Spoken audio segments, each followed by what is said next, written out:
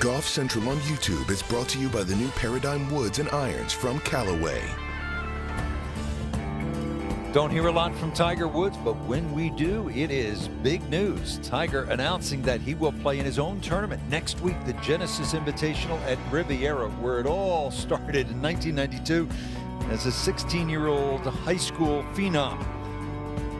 This will be the first tournament since he missed the cut at the Open at St. Andrews in July on the PGA Tour. He did play with Charlie in the PNC in Orlando in December. His first non-major since the Zozo at Sherwood in California in 2020. And this was music to the ears of a number of players here at the WM Phoenix Open.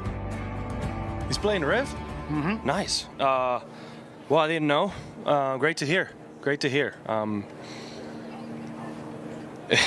After all he's gone through, it's incredible that he keeps trying. And spoken to him in the Bahamas, you know, everything he had on his leg, and then you had the plantar fasciitis, and I really feel for him in that sense. But I know he's gonna keep doing everything he can to still try to win more tournaments, possibly get that 83rd win, and hopefully, obviously, in his minor major, right? So it's a true honor for all of us. Anytime Tiger can be present on the golf course playing, it makes the tournament even better. So I'm hoping he can, you know, he can play comfortably, and I'm hoping he can play well. That's exciting for us. It's good. It'll be good to see him back out there next week. I think it's great for the game. As a player, even me, a big fan of Tiger, you know, it's going to be awesome for him to be in the field.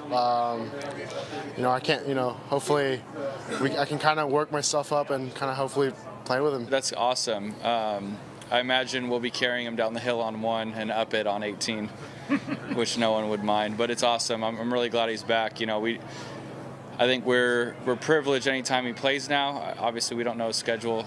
It seems like he's going to try to play the major, so it's really awesome he's playing, you know, a tour event, especially his event, and, you know, one of my favorites. So I'm stoked to see him back out there. And, yeah, he's always remarkable. You never know what he's going to do, so it'll be fun to watch him play some golf. Rich Lerner alongside Brandel Chamblee. What do you think of the news? Look, I think it's almost serendipitous that he's there, because there's been so much historical milestones, I'd say, take place at Riviera. You think about 1950, that was the first event that Hogan played after the accident.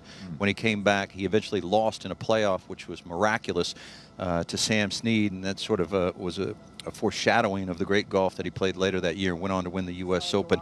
Go back to 1962. It was the place where Jack Nicklaus made his first check, $33.33. It was the last check in the field. That wasn't a designated event, was it? It was not a designated event, and it did not foreshadow all of the things that Jack was about to go and do. And, of course, it's the place where Tiger Woods played his first PGA Tour event. Wouldn't it be something if Tiger Woods came back? Because, look, when he's standing over a golf ball and hitting golf shots, he looks like he's capable of doing extraordinary things. It's only when he hands the club to a caddy and starts taking a walk or stroll down the fairway where he looks hobbled.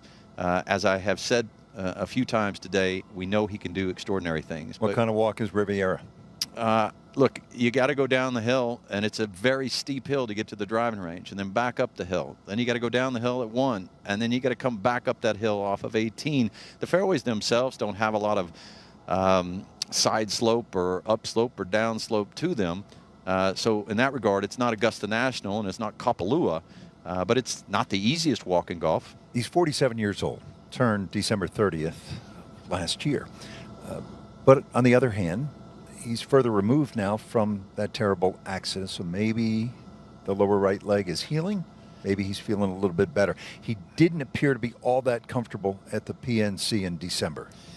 Look, I have talked to, and I'm sure you have as well, experts, doctors who do exactly what they would have surmised would have needed to be done to Tiger after this accident. And for obvious reasons, Tiger's not the most forthcoming with all of the injuries he sustained in this accident. But what they tell me is that he likely broke a particular bone in the bottom of his right foot, that if it wasn't a clean break, it would never heal up sufficiently that he wouldn't suffer from swelling and some arthritis.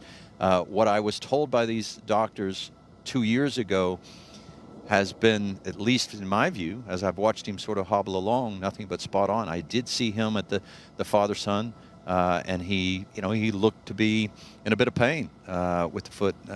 Look, if it's not that I'm going to see his swing and think he's got a chance, it's going to be just walking down the hill at 1, walking up the hill at 18. If he's doing it without any obvious grimace to the pain, I think, okay, game on.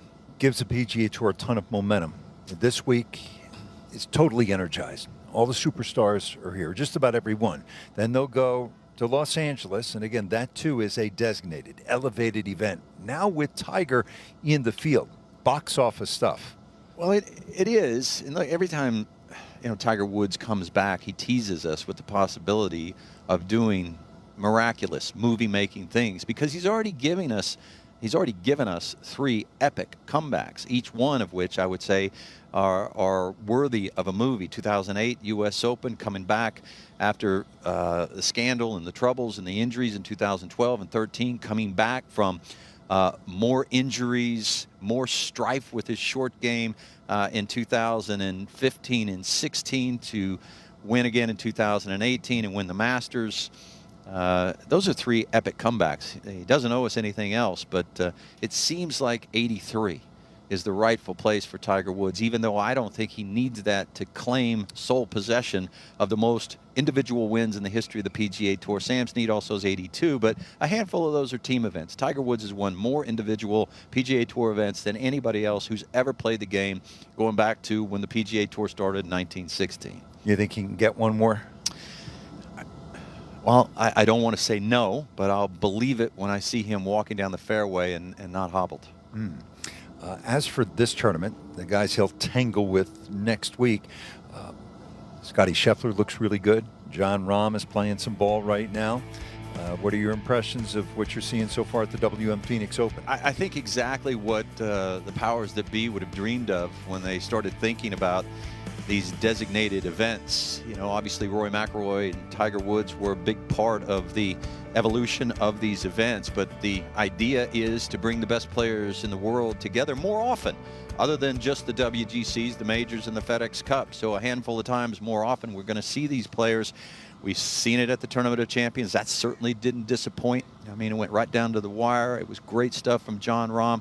We're already at the halfway mark here, and we're seeing it again here, and no doubt we'll see it as these designated events unfold in 2023. Super Bowl matchup in Glendale, about 22 miles from here. Battle for number 1 shaping up right here at TPC Scottsdale. Rory holds the spot. He's trying to wiggle his way back into this tournament, but then Jon Rahm and Scottie Scheffler, a couple of scenarios where they could supplant McIlroy by the end of the week. Scottie Scheffler's looking really sharp through the first 2 rounds thus far, and there's still a little golf to be played to complete round 2. He's leading the field in strokes gained off the tee and strokes gained approach. He actually lost strokes to the field last year en route to winning here at Phoenix. That's how good he was off the tee, around the greens, and on the greens. But every part of his game is right where it needs to be. Jon Rahm, who's played some really good golf here at the Phoenix Open, but not some great golf, played some great golf and had some great moments through the first couple. But here comes Rory McIlroy running up that leaderboard. So to your point, I don't know how you could draw it up any better to have 3 players all fighting for the number 1 spot and for the win here at the WM Phoenix Open.